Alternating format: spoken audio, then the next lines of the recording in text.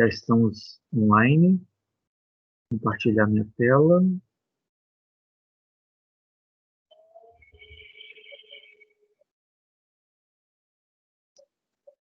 Tirar o modo. Tá, modo da sessão. Muito bem.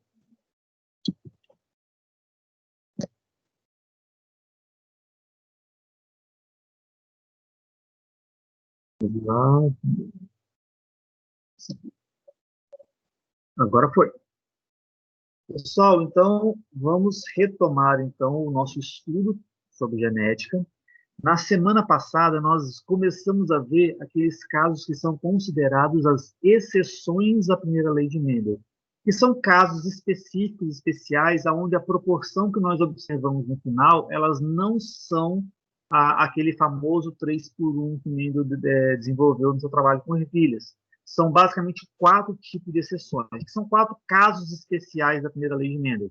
O primeiro que nós vimos foi a codominância, que ocorre quando os dois genes são dominantes simultaneamente. Então, no caso da codominância, nós vamos ter 3 fenótipos envolvidos. Vamos ter um fenótipo de um gene dominante, o outro fenótipo do segundo gene dominante e um terceiro fenótipo que é intermediário entre os dois, porque os dois se manifestam simultaneamente e a soma dos dois nos dá um fenótipo intermediário. Essa é a codominância. A ausência de dominância é quando não tem nenhuma relação de dominância e recessividade, não tem essa relação. Então, a manifestação ela é aleatória em determinadas partes do corpo. Então, vamos supor que eu tenho aí um gene que determina corpo de pelagem branca e o outro de pelagem preta. Eu não vou criar um fenótipo intermediário. Em algumas partes do corpo manifesta-se o branco, em outras partes manifesta-se o preto. Então, eu vou ter, por exemplo, um fenótipo de pelagem malhada, que é preto e branco, misturado. Só que você não cria um fenótipo intermediário entre o preto e o branco, que no caso seria o cinza. Então, esse é o caso de ausência de dominância. A diferença básica entre a codominância e a ausência de dominância é que na codominância você gera um fenótipo intermediário, são 3 fenótipos. Os 2 lá do dominantes e um intermediário, que é o heterozigoto. Na ausência de dominância não tem um intermediário. Nós temos, na verdade, expressões de cada um dos genes em determinadas partes do corpo aleatoriamente. Não tem uma regra para isso. Nós vimos um caso de genes letais, que são casos de genes que, em determinadas circunstâncias, leva o indivíduo à morte. Nós vimos o caso, por exemplo, da pelagem de ratos, onde o gene Bzão ele é letal em homozigose. Então, se o indivíduo for se ele for homozigoto dominante, Bzão, ele morre, ele nem se desenvolve, nem forma o zigoto dele. Então, nós vemos também o caso da acondroplasia humana, que é uma doença que ela se manifesta quando o indivíduo ele é Bzão-Bzinho, quando ele é heterozigoto. Quando ele é homozigoto dominante, o indivíduo morre, então ele é letal em homozigose também. Então, nós temos os 3 genótipos.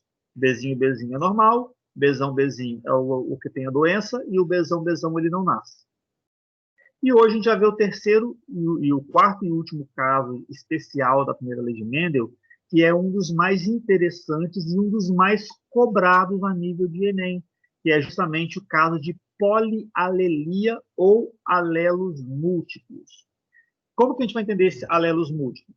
Nós vimos nas aulas anteriores que genes alelos são aqueles genes que possuem a mesma carga de informação e ocupam a mesma posição em cromossomos homólogos. Ou seja, nós recebemos os cromossomos do nosso pai e da nossa mãe, cromossomos iguais, e eles são chamados de cromossomos homólogos. No cromossomo homólogo do meu pai, vem um gene para a cor do olho. Na mesma posição no cromossomo que veio da minha mãe, eu também vou ter um gene para a cor do olho. Esses 2 genes que ocupam a mesma posição, eles são chamados genes alelos. Por exemplo, quando nós vimos na cor do olho, nós temos o gene Czão para olho escuro, o gene Czinho para olho claro. Se os 2 genes alelos forem Czão, o indivíduo vai ser chamado Czão, ele vai ser olho escuro. Se os 2 forem diferentes, Czão de um, Czinho do pai, Czão da mãe, Czinho do pai, o indivíduo vai ter olho escuro porque o Czão é dominante em relação ao Czinho.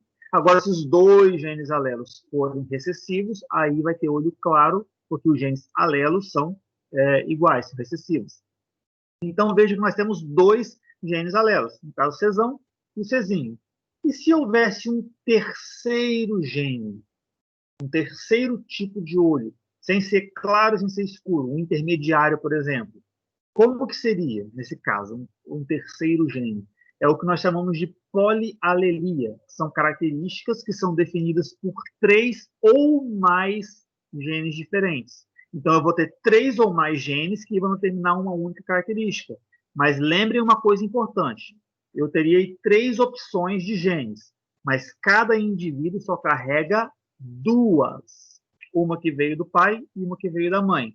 Dessas 2, eu tenho 3 opções diferentes, ou 4 opções, ou 5, dependendo do tipo de análise, de qual vai ser a nossa análise.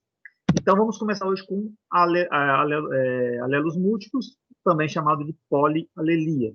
Ocorre quando uma característica é definida por um gene com 3 ou mais variantes. Então, eu vou ter um gene para essa característica, e ele vai ter 3 ou mais variantes. Um exemplo clássico, os 2 exemplos mais clássicos que nós temos, é o caso da pelagem de coelhos e o sistema ABO do nosso sangue. Sistema de classificação do sangue em sangue A, B, AB e O. Veja que nós temos 4 fenótipos diferentes: o fenótipo A, fenótipo B, fenótipo AB e fenótipo O. Quando eu tenho mais de 2 fenótipos, mais de 3 fenótipos, já é um indicativo muito forte de polialelia. Eu vou ter vários genes, então eu vou ter vários fenótipos diferentes. A mesma coisa ocorre em pelagens de coelho. Então a gente vai começar agora vendo como que é a polialelia na pelagem de coelho. Coelhos nós estamos acostumados aí com várias espécies, mas a espécie mais comum, que é aquela espécie de coelho europeu, ela é basicamente dividida em 4 raças, nós chamamos de raças, que são as pelagens específicas. Existe um coelhinho, que é aquele coelho selvagem, que é o coelho cinza, ou também chamado de agute. Esse selvagem é aquele que é encontrado no ambiente selvagem mesmo, aquele coelho cinza, mais comum lá na Europa, você encontra nas florestas. Então, ele é chamado de coelho selvagem ou agute. A coloração da pelagem dele é cinza. Existe uma outra raça de coelho dessa espécie, que é chamada de coelho chinchila. Lembrando que existe um animal, um mamífero aqui sul-americano chamado chinchila, que é outro animal, não é coelho. Mas essa raça é chamada de chinchila porque lembra a pelagem de um chinchila, que é um animal, um outro tipo de mamífero que nós temos na América do Sul. E o chinchila, o coelho chinchila, ele tem a pelagem mais marronzada, mais marrom, uma coloração mais marrom. Então, eu tenho o selvagem, que é o cinza, tenho o chinchila, que é o marrom, tenho o himalaio, que é um coelho com coloração branca e preta. Normalmente, a coloração preta está nas patas e no focinho. Então, ele é branco com as patas e focinhos pretos. Então, é a chamada coloração himalaio, que é o preto e branco. E temos também o albino, que é o totalmente branco.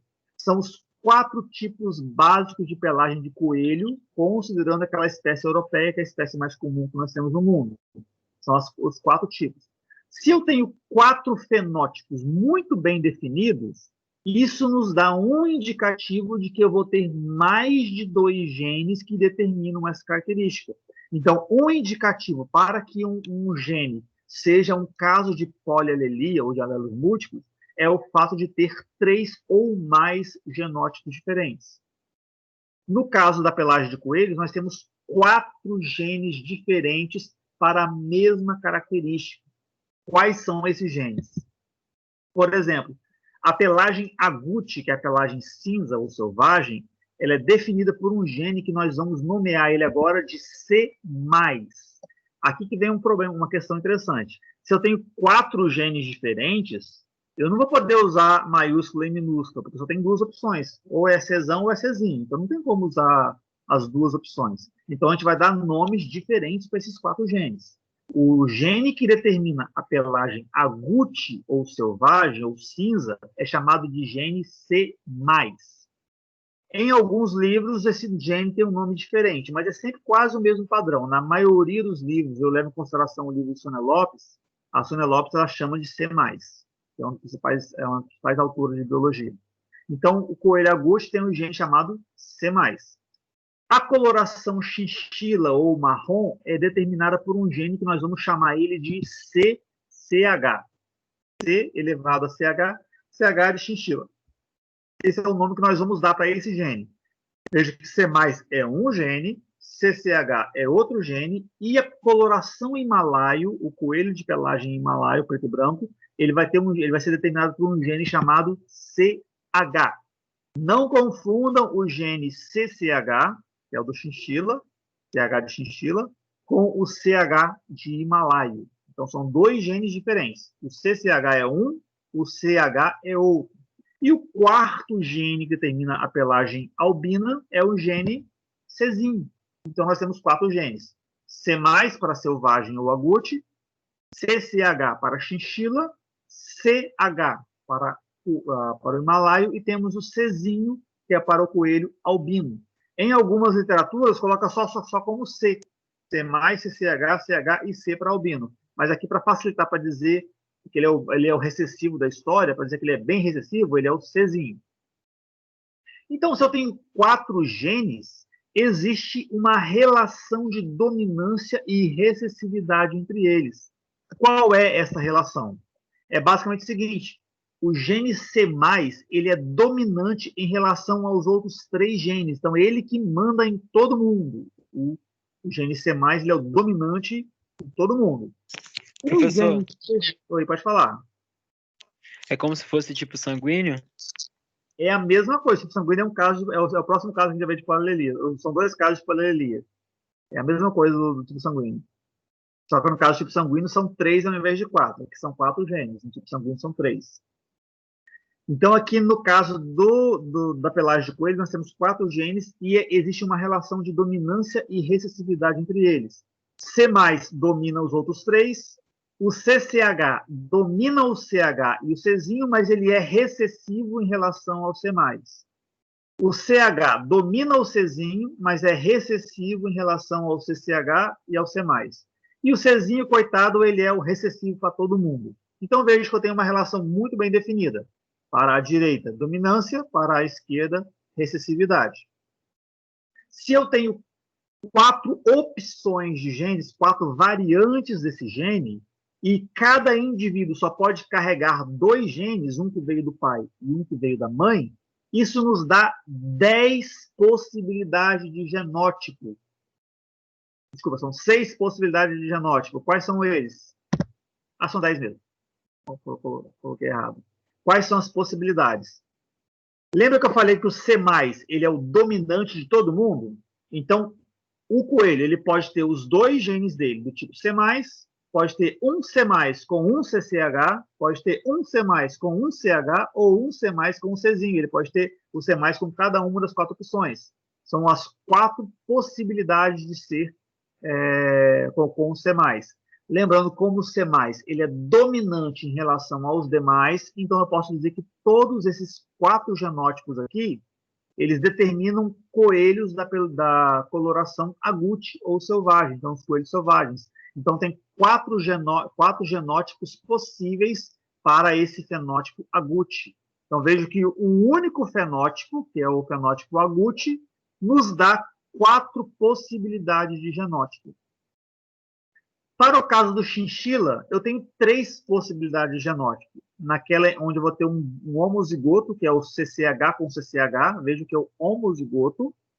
Eu tenho o heterozigoto para himalaio, que eu vou ter o gene CCH, e o segundo gene vai ser o CH. Como o CCH é dominante em relação ao CH, prevalece ele e a coloração vai ser do tipo chinchila. A mesma coisa em relação ao gene Czinho. O CCH ele é dominante em relação ao Czinho, isso nos dá aí 3 possibilidades de genótipo para este fenótipo, que é o fenótipo chinchila. No caso do Himalaia, eu tenho só 2 possibilidades de genótipo para ele. Uma em que eu vou ter o homozigoto, que os 2 genes são iguais, os 2 são CH, e temos o heterozigoto, onde vai ter o CH junto com o Czinho. Como o CH ele é dominante em relação ao Czinho, é ele que prevalece e a coloração do coelho vai ser do tipo himalaio. E a nossa única possibilidade de ter um coelho albino é o recessivo, é o homozigoto recessivo Czinho com Czinho. Então, no caso do coelho albino, a única possibilidade dele é ser Czinho. E esse que é o nosso grande coringa, porque apareceu o coelho albino, eu já sei qual é o genótipo dele. Ele é Czinho, Czinho, que é a única possibilidade dele. Então vejam que na polialelia eu vou ter mais de 2 fenótipos, no caso aqui, no caso da coloração de coelhos, eu tenho 4 genótipos, 4 fenótipos diferentes, que é o agouti, malaio, chinchila e albino, e cada fenótipo pode ter mais de 2, mais de um ou mais de 2 genótipos diferentes. Agouti tem 4 genótipos, chinchila tem 3 genótipos, Himalaio tem 2 genótipos e albino tem apenas um único genótipo. Então, esse é um caso de polialelia. Vamos ver na prática como que funciona, então, a polialelia. Vamos ver um exercício simples aqui. Imaginem agora um cruzamento entre um coelho agouti com um coelho chinchila. O coelho agouti, ele nos dá 4 possibilidades. Ele pode ser C+, C+, C+, CH, C+, com H ou C+, com C.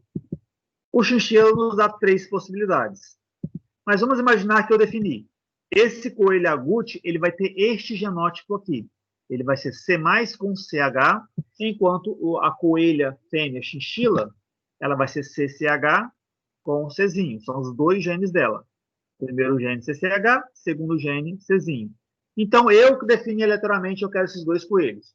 Qual é a descendência esperada para o cruzamento desses 2 coelhos de raças diferentes? Agouti com chinchila, sabendo que o genótipo deles são esses daqui. Como nós fazemos o cruzamento? A primeira lei de Mendel nos diz que, na hora que esse coelhinho agouti macho for produzir os espermatozoides dele, os genes alelos são separados. Os genes alelos são separados na formação dos gametas. Então, vai ter um gameta carregando o gene C+, e um gameta carregando o gene CH.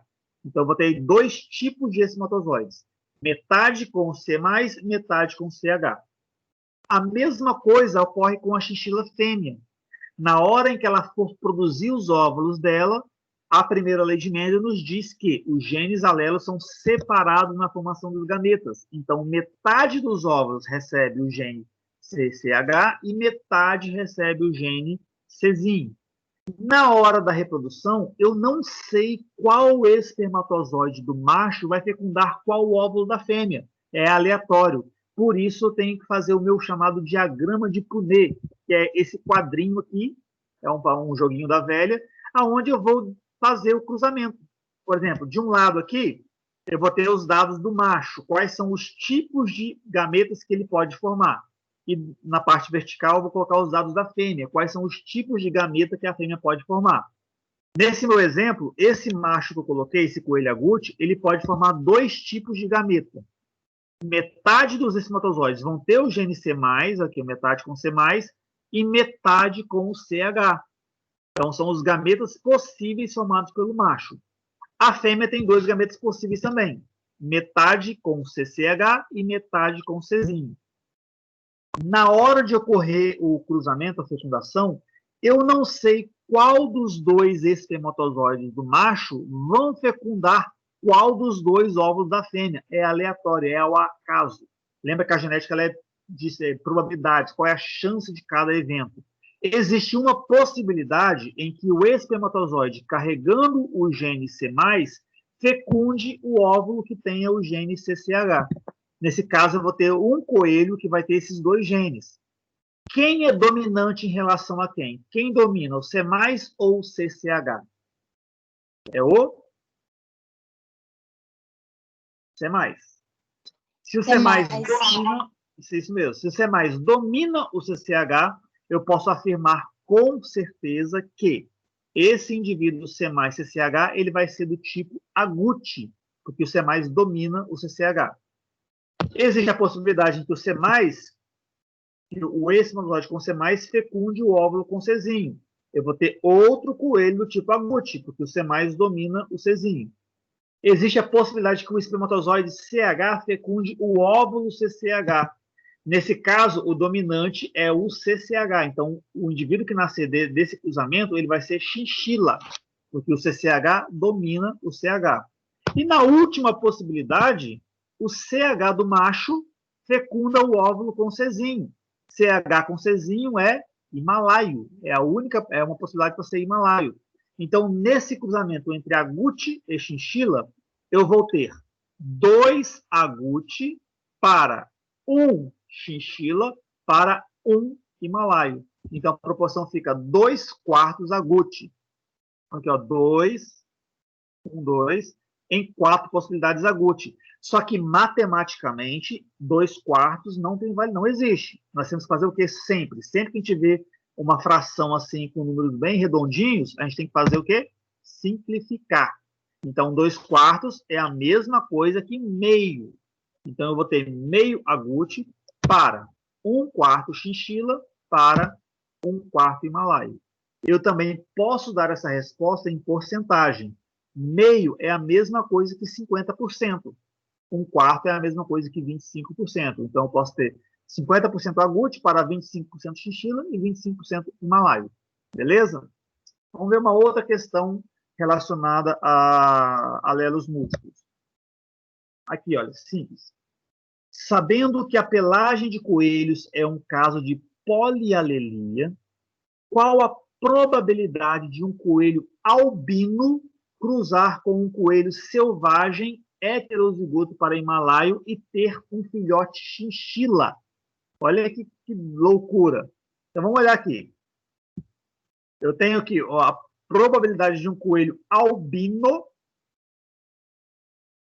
cruzando com um coelho selvagem.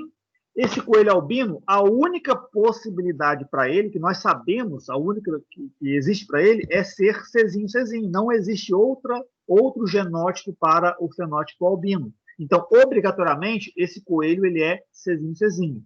O selvagem, obrigatoriamente, vai ter o C+, porque ele é selvagem. E aqui a questão fala que ele é heterozigoto para himalaio, quer dizer que ele vai ser heterozigoto e o segundo gene é do tipo himalaio. Então, eu tenho um coelho albino cruzando com um coelho selvagem heterozigoto para himalaio. Então, eu determinei os genótipos dos dois indivíduos. E eu quero saber qual é a chance de ter um filhote chinchila. Só de cara já dá para saber qual é a chance. Qual é a chance, galera? Alguém tem uma ideia? 50%? Vamos ver aqui, ó. Vamos fazer de pouquinho em pouquinho aqui.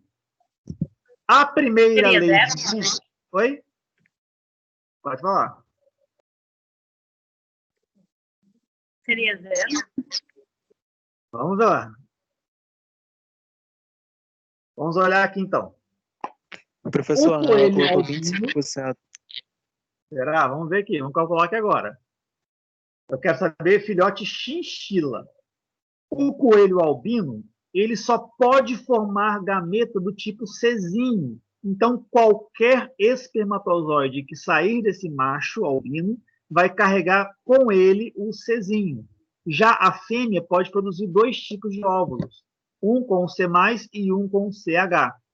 Se o espermatozoide Czinho fecundar o óvulo C+, eu vou ter um filhote agute, porque o C+, domina o Czinho.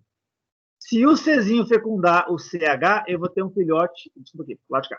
Se o Czinho fecundar o C+, eu vou ter agute também. Se o Czinho fecundar o CH, eu vou ter himalaio. E se o Czinho fecundar o CH, eu vou ter himalaio.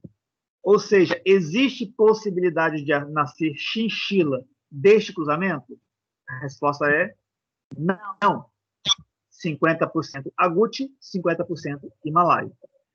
Eu poderia saber o seguinte: para ter chinchila tem que ter o gene CCH. Nenhum dos pais tem o gene CCH. Então é impossível nascer um filhotinho chinchila desse cruzamento. Porque os pais... Nossa, nem... confundi chinchila com himalaio.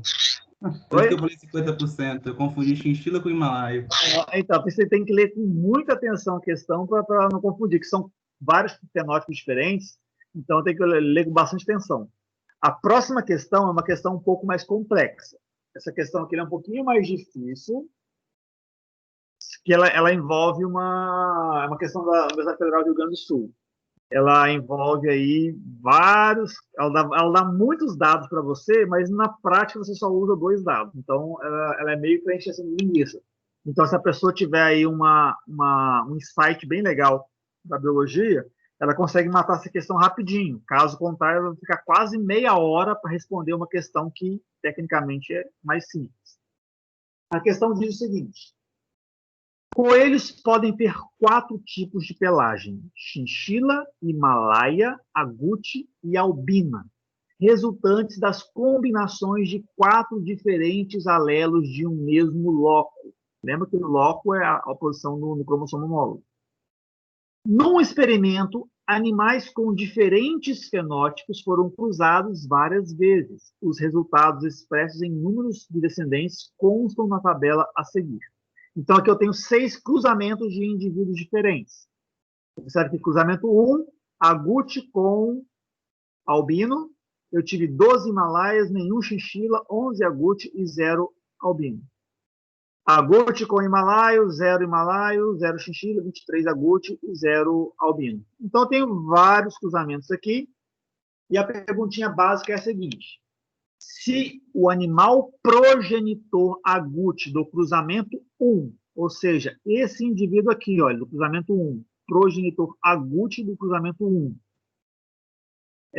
for utilizado para a obtenção de filhotes com o progenitor chinchila do cruzamento 4, com esse chinchila aqui do cruzamento 4.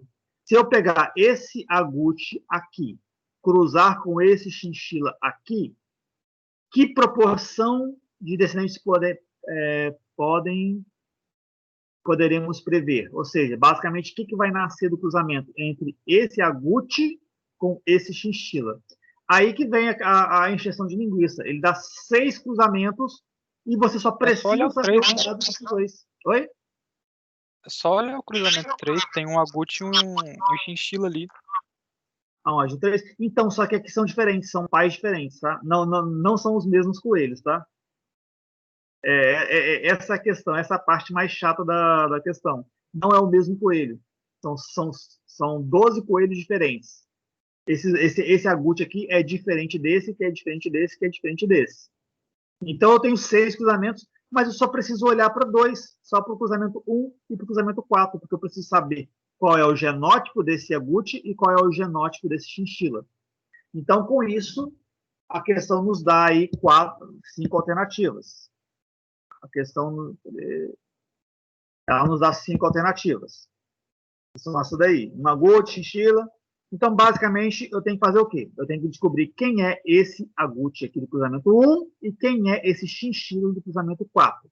Vamos analisar primeiro o cruzamento 1. No cruzamento 1, a geração parental é um pai agute e uma mãe albina. Desse cruzamento nasceram 12 himalaios e 11 agute, ou seja, aproximadamente 50% cada. Esse é o mais fácil de identificar. Por quê? A única possibilidade de coelho albino é ser cezinho-cezinho. Então, 100% dos albinos são cezinho-cezinho. Com isso, os filhotes, tanto o himalaio quanto o agute, vão receber o cezinho do pai, no caso da mãe. Um cezinho da mãe veio para cá. Como ele é himalaio, ele vai ter que ter o gene CH. Ele é himalaio, tem o gene CH, cezinho que veio da mãe. O outro é agute, vai ter o gene C+, Czinho que veio da mãe. Se esse Czinho veio da mãe, de onde que veio o C+? Do pai. Se Czinho veio da mãe, de onde que veio o CH? Do pai. Então, eu já defini qual é o genótipo desse agute do cruzamento 1. O genótipo dele é C mais CH. Tranquilo, pessoal? Entenderam o porquê? Sim, senhor. Show. Agora, vamos analisar o cruzamento 4. No cruzamento 4, nós temos um coelho agute cruzando com uma coelha chinchila. Deste cruzamento nasceram 6 himalaios, 6 chinchilas e 12 agute. Primeiramente, vamos definir uma coisa. O agute obrigatoriamente vai ter que ter o C+. É obrigatório. O chinchila obrigatoriamente vai ter que ter o CCH, porque ele é chinchila. Os filhotes obrigatoriamente vão ter o CH para os himalaios, o CCH para os chinchilas e o C+ para os agute. Aí que vem a questão. Não nasceu nenhum himalaio albino. Então, a gente pode induzir que não tenha gene Czinho na história. Então, vamos trabalhar como não havendo gene Czinho. Se não tem gene Czinho, eu posso dizer que o himalaio ele é CH com CH, onde um CH veio do pai e o outro CH veio da mãe. Aqui nós temos uma filhote chinchilas, são filhotes do tipo chinchila. Se eles são chinchila, o CCH deles veio obrigatoriamente da mãe. Se o CCH veio da mãe, o pai só pode ter mandado o que para eles? O CH. Porque se tivesse mandado o C+, eles seriam do tipo agouti. Já os agouti, eles podem ser C+ com CCH ou C+ com CH. São duas possibilidades. Por isso que é 50%. 25% para ser C+ com CCH, 25% para ser C+ com CH. Colocando isso no nosso diagrama de Punnett. Eu tenho aqui o joguinho da velha, a fêmea, sendo C+ com CH, tem essas possibilidades aqui. O macho sendo CCH com CH, essas possibilidades. Cruzando eles, eu vou ter as seguintes possibilidades. Observem aqui. Eu vou ter aqui, ó, agouti, chinchila, himalaio, em uma proporção de 50%, 25%, 25%. Com isso, eu posso definir que o genótipo da nossa mamãe 4 é CCH com CH. Então, eu defini já os genótipos do agouti do cruzamento 1 e a chinchila do cruzamento 4. Mas a pergunta é a seguinte. Aqui na pergunta era a seguinte. Se o animal progenitor agouti do cruzamento 1 for utilizado para obtenção de filhotes com o progenitor chinchila do cruzamento 4. Vou ter que pegar esse do 1 e cruzar com o 4. Fazendo esse cruzamento, eu vou ter... Eu quero saber qual é a descendência esperada desse cruzamento. Então, agora eu vou pegar o agouti do cruzamento 1 com a chinchila do cruzamento 4. Nós descobrimos que o agouti 1 ele é C+ com CH. A chinchila de 4 é CCH com CH. Fazendo o cruzamento, nosso jogo da velha, sabemos que, segundo a primeira lei de Mendel, durante a formação dos espermatozoides, esse coelhinho vai separar os seus gametas. Metade vai para um lado, metade vai para o outro. A mesma coisa acontece com a fêmea. Metade vai para um lado, metade para o outro. Então, eu tenho duas possibilidades de gameta masculino, duas possibilidades de gameta feminino. Na hora da fecundação, pode ser que seja o C+ do macho com o CCH da fêmea. Eu vou ter um coelho agouti. C+ do macho com CH da fêmea, coelho agouti. CCH do macho com CH da CCH da fêmea com CH do macho, eu vou ter chinchila. CH do macho com CH da fêmea, eu vou ter himalaio. Ou seja, 2/4 agouti. E no caso, na biologia, na matemática, não existe 2/4, nós simplificamos para 1/2, metade agouti, para 1/4 chinchila, para 1/4 himalaio. Ou em porcentagem, 50% para 25 para 25. Qual é a alternativa que nos dá uma proporção de 2 para 1 para 1? A letra D. 2 agouti para 1 chinchila para 1 himalaio. Vejam que essa questão ela é bem pesada, porque ela envolve 6 cruzamentos, mas, na verdade, você só precisava saber de 2, que eram o 1 e o 4. Os outros eram mais para encher linguiça. Então, com isso, a gente chega agora no resultado de 2 para 1 para 1. Professor, Oi, pode falar. fora dessa questão é que ela nem é difícil, só é bem chato e você acaba É confundindo. trabalhosa, é muito trabalhosa, é isso mesmo. E se a pessoa não tiver o tino de focar só no cruzamento 1 e 4, imagina ter que fazer os 6 cruzamentos para descobrir depois que era só 1 e 4 que era para fazer. Então é muita coisinha para fazer. Essa questão agora é bem simples e vou deixar vocês fazendo aí. 2 minutinhos para vocês fazerem. Vamos lá. Eu só vou ler o título com vocês. Quem tiver um papel e caneta, pode fazer um papel e caneta aí. Qual é a prole de um coelho selvagem heterozigoto para himalaio com uma fêmea chinchila heterozigota para albina? Então, aí, façam aí 2 minutinhos para fazerem.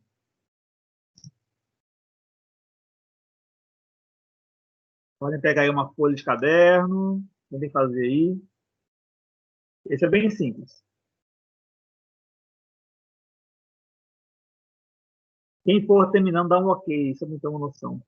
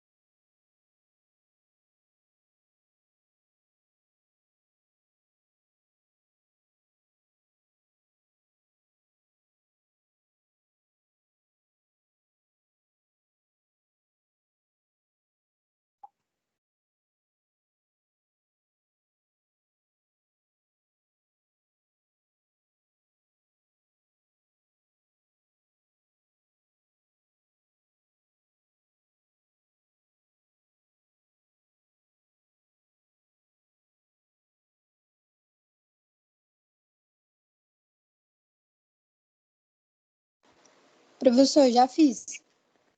Professor, Oi, pode falar. eu só esqueci os nomes, mas é 50, 25, 25? Isso mesmo. Vamos lá.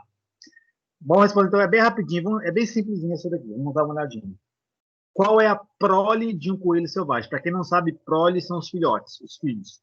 Qual é a prole de um coelho selvagem heterozigoto para Himalaia com uma fêmea chinchila heterozigota para albina? Então, eu tenho aqui a resolução do exercício. O macho, ele é selvagem ou agute, mesma coisa. E a fêmea, ela é chinchila.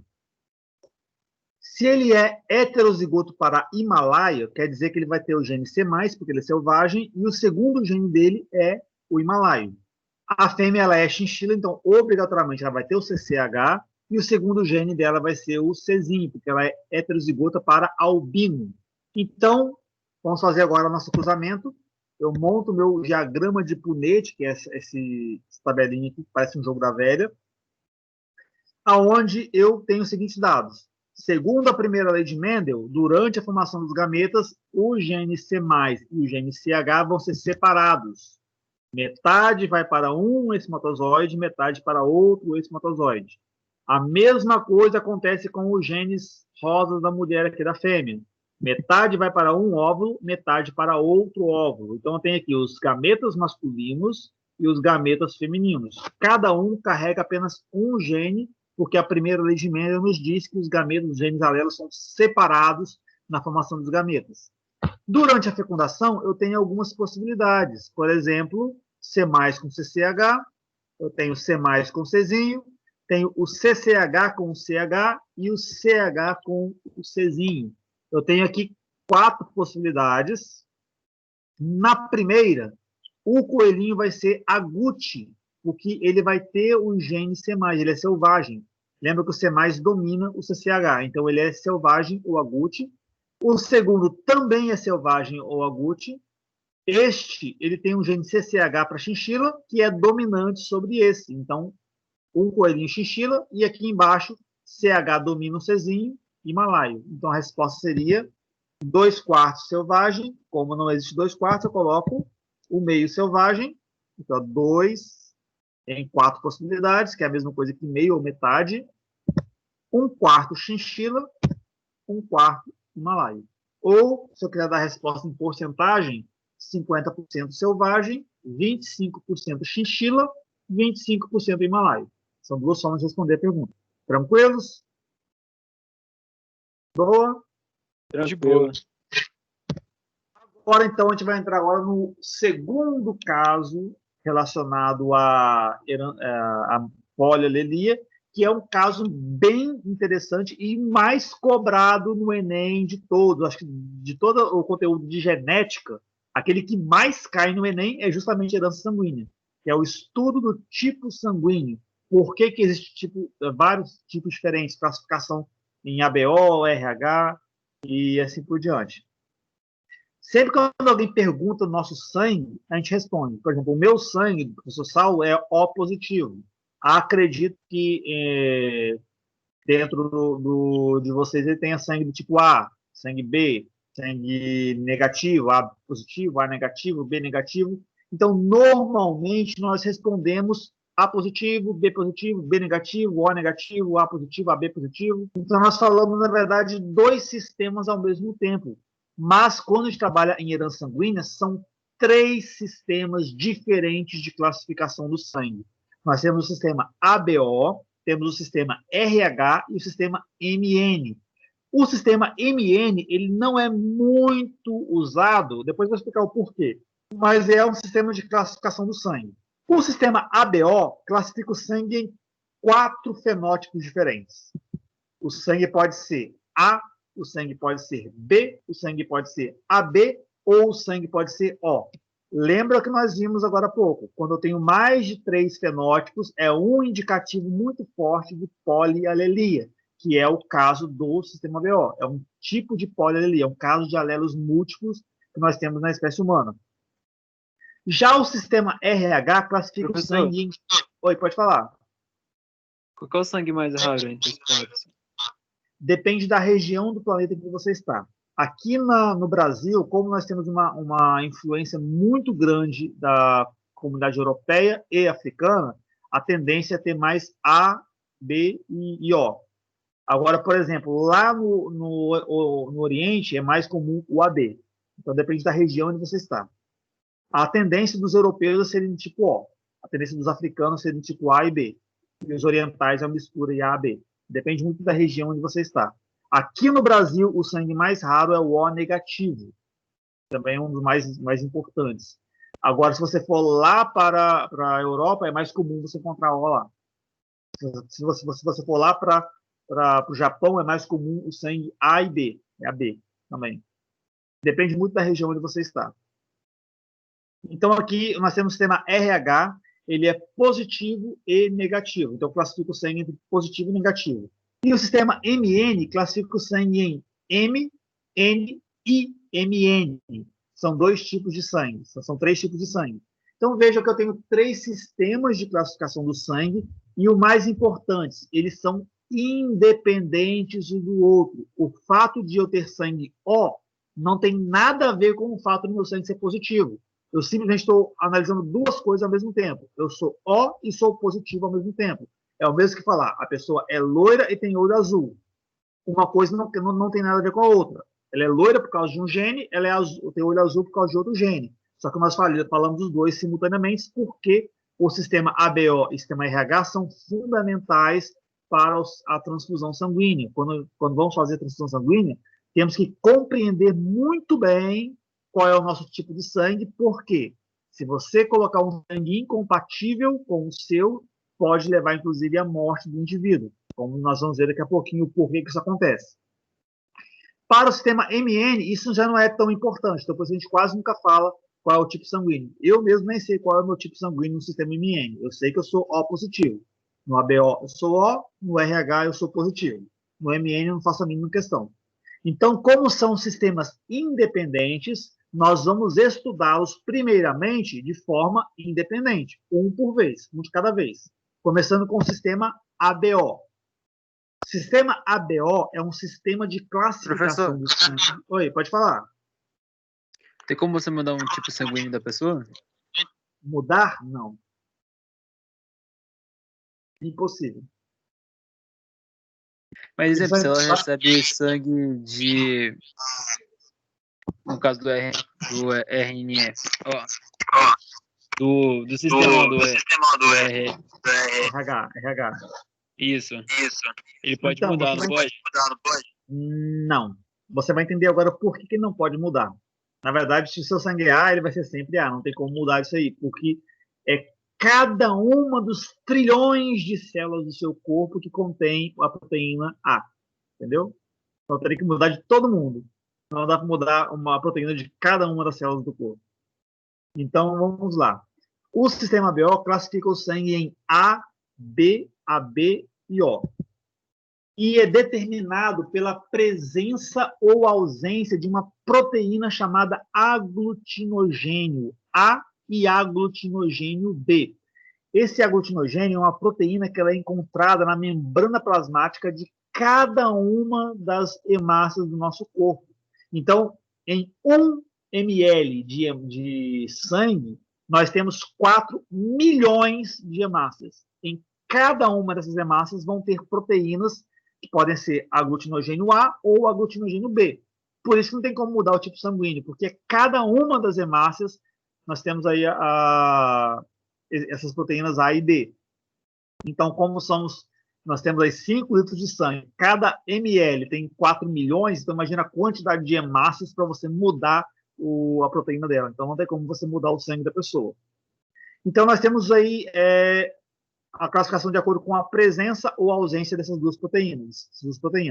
Por exemplo, o sangue A, pessoa que tem sangue A, quer dizer que em todas as hemácias, as células vermelhas do sangue dessa pessoa, eu vou encontrar um aglutinogênio chamado A. Então, quem tem sangue A vai ter a presença de aglutinogênio A nas membranas plasmáticas das hemácias. Para quem não lembra, hemácia é o nome que nós damos à célula vermelha do sangue, aquela que transporta o oxigênio. O sangue B, ele vai ter a presença de aglutinogênio B, apenas o B, nas membranas plasmáticas das hemácias. O sangue A só tem aglutinogênio A, o sangue B só tem aglutinogênio B.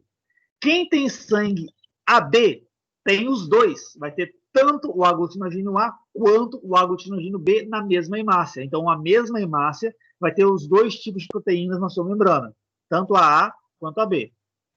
Agora, quem tem sangue O não tem nenhuma, não tem nem A e nem B, não possui nenhum aglutinogênio na sua membrana. Então, são os 4 tipos. Tem A, é sangue A. Tem B, é sangue B. Tem os dois, o A e o B, é sangue do tipo AB. Não tem nenhum dos dois, é sangue do tipo O. Agora que vem um probleminha, doação de sangue. Alguns tipos de sangue, seja o A, o B, o AB e o O, não podem ser doados em hipótese alguma para um receptor que tenha um sangue diferente. Por quê? Vamos entender isso aqui agora. No caso sangue A, por curiosidade, alguém aqui vocês tem sangue A? Eu sou A positivo. Você é seu nome é? Gabriel. Gabriel. Então, Gabriel tem sangue A. Alguém tem sangue B? Eu tenho, professor. Você é o? Gilson. Gilson. Então, o Gabriel tem sangue A, o Gilson tem sangue B. Eu tenho sangue O. Eu tenho sangue O. Então, cada um tem um tipo de sangue diferente. Quer dizer que no sangue do Gabriel, se eu olhar todas as hemácias do sangue do Gabriel, eu só vou encontrar aglutinogênio A. Se eu olhar todas as hemácias do Gilson, eu só vou encontrar aglutinogênio B. Se eu olhar as minhas hemácias, eu não vou ter nenhum aglutinogênio, nem o A e nem o B. Algum de vocês aí tem sangue do tipo AB? Alguém sabe se tem sangue AB? Esse é o mais raro aqui no Brasil. É mais difícil de achar o AB. Então, vamos supor que tem aqui um aluno chamado Joãozinho. Joãozinho tem sangue do tipo AB. Quer dizer que se eu olhar as hemácias do Joãozinho, eu vou encontrar tanto o aglutinogênio A quanto o aglutinogênio B. Ele possui os dois. Agora, vamos imaginar que o Gabriel, que tem sangue A, sofreu um acidente e precisa urgentemente aí de um doador de sangue, e o Gilson é a única pessoa que pode doar para ele. Então, o Gilson tem sangue B, Gabriel tem sangue A. Com o sangue do Gilson, que é do tipo B, entrar em contato com o sangue do Gabriel, as células que formam o sangue do Gabriel vão observar as hemácias do Gilson chegando e vão detectar a presença de uma substância que elas não conhecem, que é o aglutinogênio B. Elas estão acostumadas com o aglutinogênio A, que é a substância que está naturalmente no corpo dele. Agora, quando o sangue do Gilson, que tem aglutinogênio B, entra no corpo do Gabriel, as células não vão reconhecer o aglutinogênio B, porque não é algo que é natural do corpo dele. Então, o nosso corpo ele tem uma resposta imune contra tudo que não é natural do corpo. Que nós chamamos de antígeno. Então, quando algo que não é natural entra no nosso corpo, nós produzimos uma substância chamada anticorpo, que é uma substância que vai servir para destruir o antígeno, algo que é invasor. Então, o corpo do Gabriel vai identificar os aglutinogênios B que vieram com o sangue do Gilson como um invasor do corpo e vai produzir um anticorpo contra o aglutinogênio B. Esse anticorpo nós chamamos de aglutinina anti-B. Então, o sangue do Gabriel, por ser do tipo A, ele vai produzir aglutinina anti-B, porque ele não conhece a B. Se a B entrar no corpo dele, ele vai criar um anticorpo contra ela. Então, ele produz aglutinina anti-B. O que essa aglutinina anti-B faz? Ela simplesmente vai coagular o sangue que tenha que tem o aglutinogênio B, que tem a parte B. Então, se eu pegar o sangue do Gilson, que é B, e colocar no corpo do Gabriel, esse sangue ele vai talhar, ele vai engrossar, ele vai ficar grosso, vai entupir as veias do Gabriel e o Gabriel vai morrer por causa disso. Porque as veias vão estourar, porque elas vão estar entupidas. O sangue ele vai ficar grosso, ele vai ficar talhado, porque o anticorpo, a aglutinina anti-B, vai atacar e vai destruir o sangue que veio do Gilson, deixando o sangue mais grosso, que vai entupir as veias e leva à morte do Gabriel. Então, quem tem sangue A, em hipótese alguma, pode receber sangue do tipo B. Porque vai estimular a produção de aglutinina anti-B, que é um anticorpo contra o sangue B. A mesma coisa ocorre no contrário. Vamos imaginar agora que o Gilson precisa de sangue e o Gabriel vai doar para ele. No corpo do Gilson só existe a aglutinogênio B. O Gabriel tem A. Quando o sangue do Gabriel entrar em contato com o corpo do Gilson, o corpo do Gilson vai produzir aglutinina anti-A, o anticorpo, que é chamado de aglutinina, contra o sangue do tipo A. Esse anti-A vai coagular o sangue que veio do Gabriel e vai levar o Gilson à morte também. Então, quem tem sangue A não pode doar para quem tem sangue B, e quem tem sangue B não pode doar para sangue A, para quem tem sangue A, porque vai estimular o corpo da pessoa, do receptor, a produzir anticorpo contra aquele aglutinogênio que ele não conhece. Então, são os dois primeiros casos de doações. A não doa para B e B não doa para A. Agora, no caso do... Oi, pode falar. Exemplo, vou dar um caso aqui bem peculiar, tipo de canibalismo. Quando a pessoa ingere esse tipo de sangue, como é que o corpo reage? Então, não vai reagir porque, tecnicamente, o sistema digestivo fica fora do corpo. Porque nós consideramos o interior do corpo dentro dos vasos sanguíneos. Quando você ingere uma carne com sangue, ou ingere o próprio sangue mesmo, esse sangue não vai entrar no seu corpo, vai ficar no sistema digestivo. E para critérios de imunidade, critérios de nutrição, o sistema digestório ele é externo ao corpo. Mesmo que fique dentro do corpo, ele não está em contato com os órgãos vitais, não está em contato com o sangue, porque ele está na chamada luz do intestino, luz do estômago, que é meio externo. Então, ele vai ser digerido, na verdade, então ele não vai entrar em contato com o sangue, causando essa reação toda. Entendeu? Na verdade, Obrigado. Na verdade, quem ingere muito sangue corre o risco de morrer intoxicado por ferro. É chamada intoxicação por ferro, que é o ferro do sangue. Então, quem tem aí vontade ou prática de beber sangue, sabe que isso é veneno, tá? Sangue em excesso, se você beber, você pode morrer por causa de intoxicação pelo ferro. Então, vamos lá. Agora, vamos imaginar que Joãozinho tem sangue do tipo AB. Joãozinho sofreu um acidente. Quer dizer que no corpo do Joãozinho eu vou encontrar tanto o aglutinogênio A quanto o aglutinogênio B. Ele está acostumado com os dois. Então, o Joãozinho sofreu um acidente e o Gabriel vai doar sangue para ele. O sangue do Gabriel tem aglutinogênio A.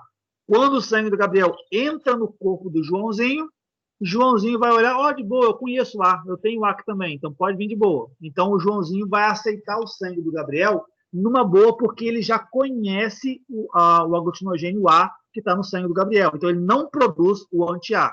Ele não produz anti-A porque ele já conhece o A. Agora, se o Gilson doar sangue para ele, também vai acontecer a mesma coisa, porque ele tem o aglutinogênio B, então ele conhece, então ele não vai produzir anticorpo contra ele.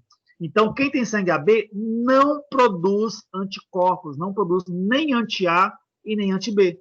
Se ele não produz nem anti-A nem anti-B, então ele pode receber sangue de quem é A e pode receber sangue de quem é B e pode receber sangue de quem é AB também, porque ele não produz nenhum tipo de anticorpo. Ele não produz nada, nenhuma resposta contrária ao sangue que está entrando. Esse é o melhor sangue, é o que recebe todo mundo. É chamado de receptor universal. Então, o AB ele não produz aglutinina porque ele tem todos os tipos de proteínas. Ele tem a A e tem a B, então ele não produz anticorpo contra elas.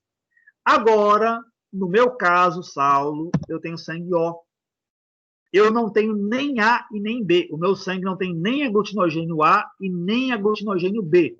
Se o Gabriel me doar o sangue dele, eu vou olhar para o sangue dele, vou olhar para aquele aglutinogênio A que está no sangue dele e vou produzir o anti-A, porque eu não conheço. Eu produzo um anticorpo contra ele. O meu corpo reconhece como corpo estranho e vai atacar o sangue dele, porque eu não conheço o aglutinogênio A. Agora, se o Gilson me doar sangue, acontece a mesma coisa. Eu não conheço o aglutinogênio B, eu não tenho no meu corpo, então eu produzo o anti-B contra ele. Então, quem tem sangue O, produz anticorpo, aglutinina, tanto anti-A quanto anti-B. Então, eu, sangue O, não posso receber sangue A, porque senão eu vou produzir o anti-A, não posso receber B, senão eu vou produzir o anti-B, e não posso receber o AB, senão eu produzo os dois. O AB tem tanto o A quanto o B, eu tenho os dois ao mesmo tempo. Se eu receber o sangue AB, eu vou produzir tanto o anti-A quanto o anti-B. É pior para mim ainda. Então, no caso do sangue O, não pode receber sangue de nenhum desses três aqui para cima. Com isso, nós podemos montar agora o nosso sistema de doação de sangue. Quem pode doar para quem? Aqui é meio bagunçado, mas vamos entender basicamente aqui. Quem tem sangue A possui aglutinogênio A. Então, só pode doar para quem tem aglutinogênio A, que é o caso do sangue A ou AB. Então, A só pode doar para A ou para AB. Quem tem sangue B tem aglutinogênio B. Então, só pode doar para quem tem esse tipo de aglutinogênio, que é o B ou o AB. Então, B doa para B e para AB, A doa para A e para AB. O O, ele não tem aglutinogênio. Se eu não tenho aglutinogênio, eu posso doar para qualquer um que não vai ter produção de anticorpo contra ele. Se eu doar meu sangue para o Gabriel, ele não, como eu não tenho nenhum tipo de aglutinogênio, ele não vai produzir nenhuma resposta contrária. Então, ele pode receber meu sangue tranquilamente. Ele não vai ter nenhuma resposta contrária ao meu sangue.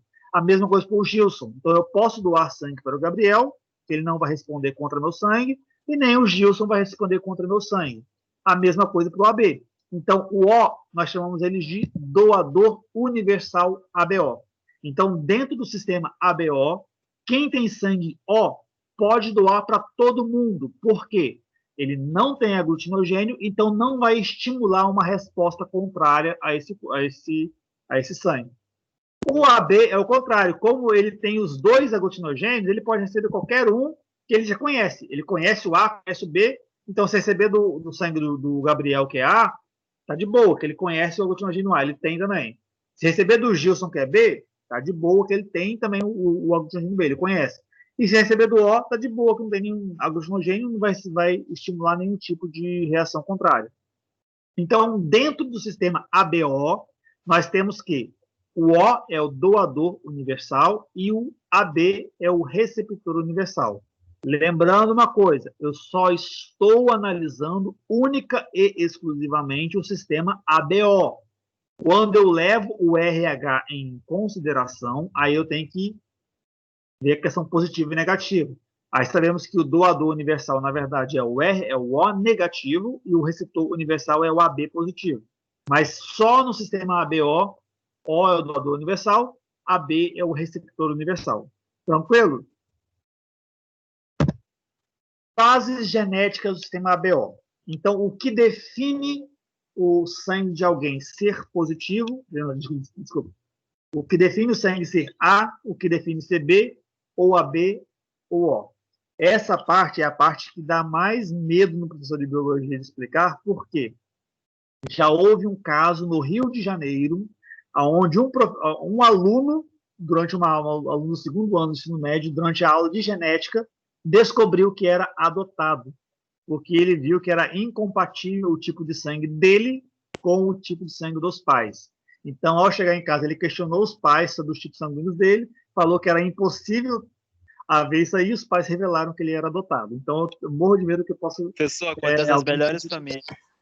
Oi? Doideira, hein? Então, isso Acontece acontece, nas tá? melhores famílias. Tanto que, sempre que tem exame de paternidade, antes de fazer o teste de DNA, que é o teste mais correto, o juiz ele solicita o exame sanguíneo, tipagem sanguínea, porque é uma forma de determinar a paternidade ou excluir a paternidade de forma mais barata. Então, eu posso excluir a paternidade de alguém apenas analisando sangue, porque são sangues que são incompatíveis. Por exemplo, se um homem que tem sangue O se casar com uma mulher que tem sangue O, é impossível nascer outro tipo a não ser O. Não tem como. Vamos entender o porquê disso. E esse era o caso do menino lá. Ele tinha sangue B e os pais tinham sangue O. O pai e a mãe tinham sangue O. Então era impossível que ele tivesse sangue B. Ele obrigatoriamente deveria ser O também. Vamos ver o porquê disso agora. Então, a base genética. O aglutinogênio A, ele é determinado por um gene que nós vamos chamar esse gene de IA. Então, o gene IA determina a produção de aglutinogênio A nas células. O aglutinogênio B é determinado por um gene chamado IB. Nós vamos chamar esse gene de IB. E a ausência de aglutinogênio, não ter nenhum aglutinogênio, é determinado por um gene chamado ISIN. Então, eu tenho 3 genes para a mesma característica. É um caso de polialelia, ou alelos múltiplos. Gene IA, gene IB e gene ISIN. Estes 3 genes possuem relações entre eles. O gene IA e gene IB são iguais, os dois são dominantes ao mesmo tempo. Qual é o nome que nós damos à relação, à exceção da privilege de Mendel, quando os 2 genes são dominantes ao mesmo tempo? Eles são codominantes. Então, gene IA e gene IB são codominantes e os 2 são dominantes em relação ao gene ISIN. Então, vejam aqui como é que funciona a herança sanguínea do sistema BO. Eu tenho 3 genes, sendo que 2 são codominantes entre si, e esses 2 codominantes são dominantes em relação ao terceiro. Então, IA é igual a IB, e os 2 são dominantes em relação ao ISIN. Isso nos dá 6 possibilidades de genótipo.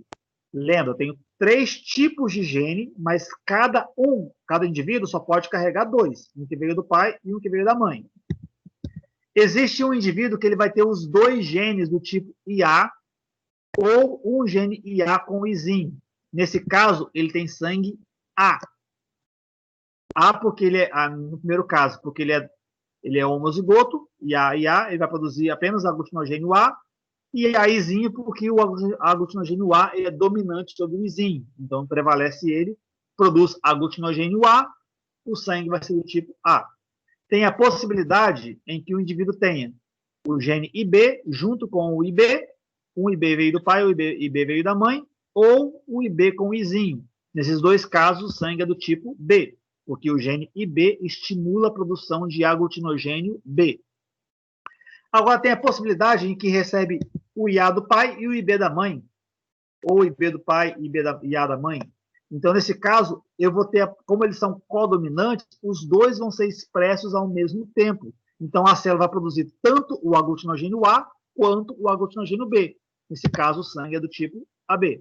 Agora, se os 2 genes forem isinho, lembra que o isinho estimula a não produção de aglutinogênio. Então, não vai ter nem aglutinogênio A e nem aglutinogênio B. Qual é o sangue que não tem A nem B? É o sangue O. Então, os 4 tipos sanguíneos são definidos por 6 genótipos. 2 genótipos para sangue A, 2 genótipos para sangue B, 1 genótipo para sangue AB, 1 genótipo para sangue O. Vamos ver na prática aqui agora. Exercícios simples para a gente ver aqui agora. Tentem responder aí. Os tipos sanguíneos do sistema ABO são caracterizados pela presença ou ausência de aglutinogênios e aglutininas. O sangue A, o sangue tipo A, por exemplo, possui como principal característica a presença de. Vamos lá. Letra C. Lá C, quem mais acha aí? Ah, Nela respondeu C também. Show. Eu iria nascer também. Se eu tenho sangue tipo A, quer dizer que eu possuo o aglutinogênio A. Se eu tenho o aglutinogênio A, eu não conheço o aglutinogênio B, e se eu entrar em contato com o sangue B, eu vou produzir o anticorpo, ou a chamada aglutinina anti-P. Então, a resposta correta é a letra C. A resposta é aglutinina anti-B. Quem tem sangue A possui aglutinogênio A e produz aglutinina anti-B. Aglutinina é o anticorpo. Quem tem sangue B possui aglutinogênio B e produz aglutinina anti-A. Quem tem sangue AB possui os dois aglutinogênios A e B e não produz a aglutinina. E quem tem sangue O não tem aglutinogênio e produz aglutinina anti-A e anti-B. Então, aqui, a letra A representa o sangue B, a letra B representa o sangue B também, a letra D representa o sangue O e a letra E, o sangue AB. A letra C representa o sangue A. Outra perguntinha. Imaginem que um homem de tipo sanguíneo O case-se com uma mulher de tipo sanguíneo AB. Qual é a probabilidade que esse cruzamento gerar descendentes de sangue do tipo O? Respondam rapidinho aí. 0. Perfeito. Não precisa nem pensar, nem calcular, né? 0 logo de cara. Por quê? Se o homem é O, ele só pode ser o quê? Izinho, izinho. Se a mulher é AB, ela só pode ser o quê? A e B. É a única possibilidade para O e é a única possibilidade para AB. Desse cruzamento, só vai dar o quê? IA com Izinho ou IB com Izinho. 50% sangue A, 50% sangue B. Existe alguma chance de nascer Izinho, Izinho? Não, porque a mãe não tem Izinho, só o pai que tem. Então, a chance de ter descendente do tipo O é 0 bem redondo, não tem como. No caso do menino lá do Rio de Janeiro, o pai era O, a mãe era O e ele era B. Então é impossível. Se o pai é O e a mãe é O, só pode ser Izinho. Ali, Izinho com Izinho, Izinho, Izinho. Não tem outra possibilidade. Então ele descobriu que ele era adotado, né, devido a isso. Sistema RH. Só para a gente falar rapidinho aqui. O sistema RH, ele classifica o sangue em RH positivo e RH negativo.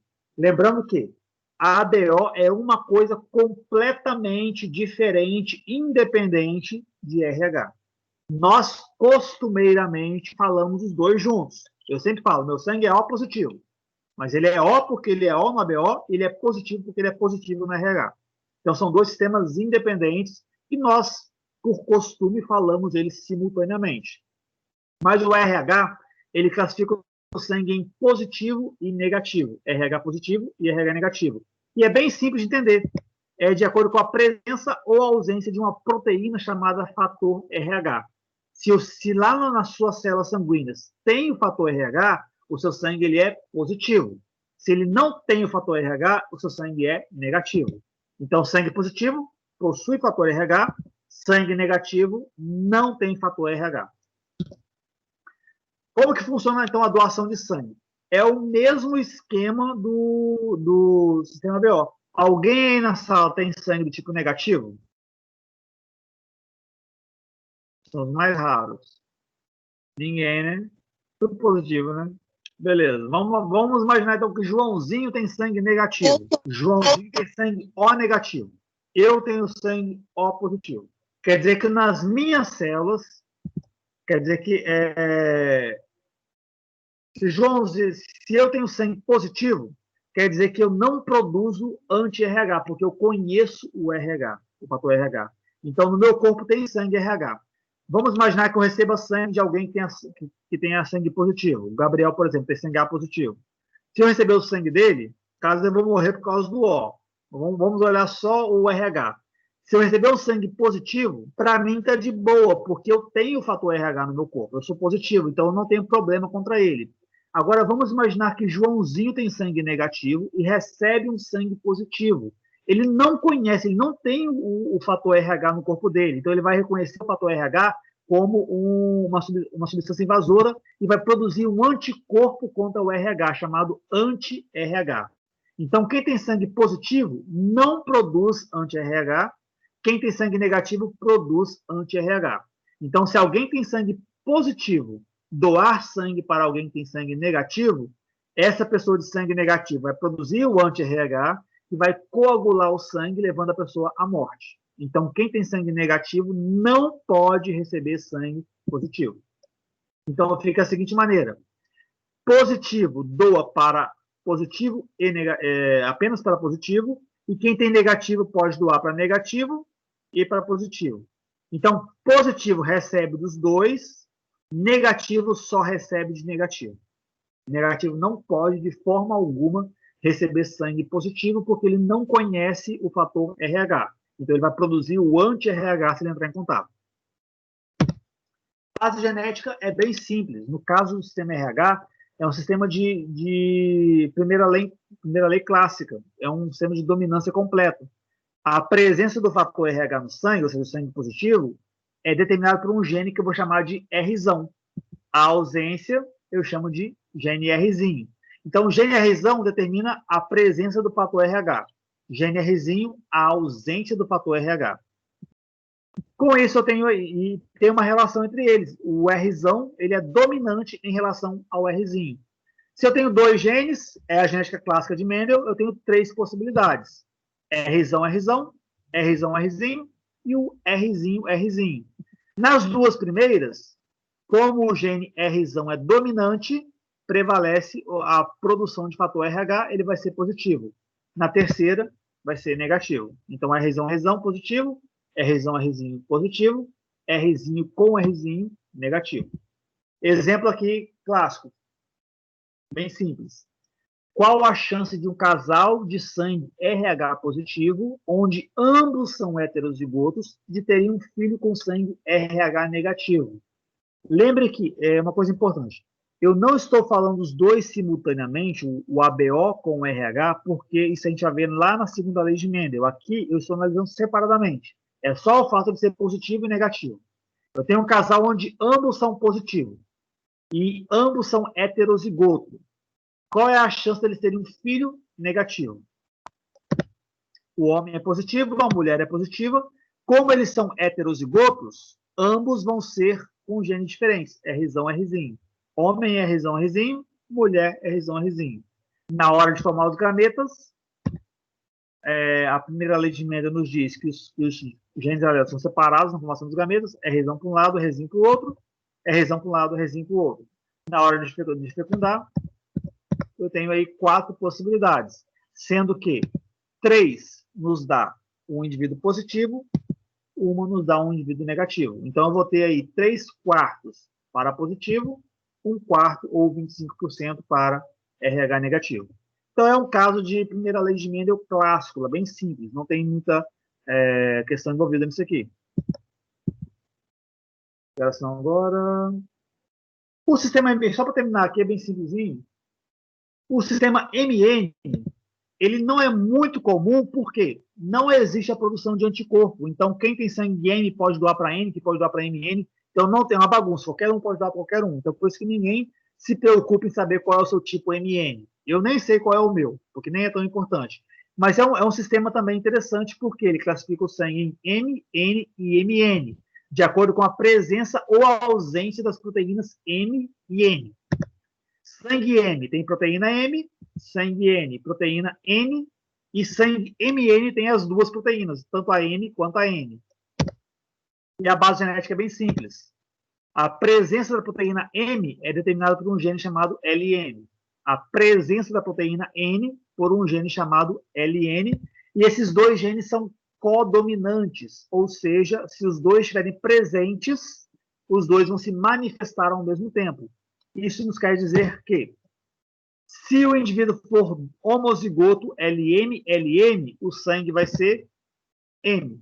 Se ele for heterozigoto, o sangue vai ser MN, e se ele for homozigoto LN, o sangue vai ser do tipo N.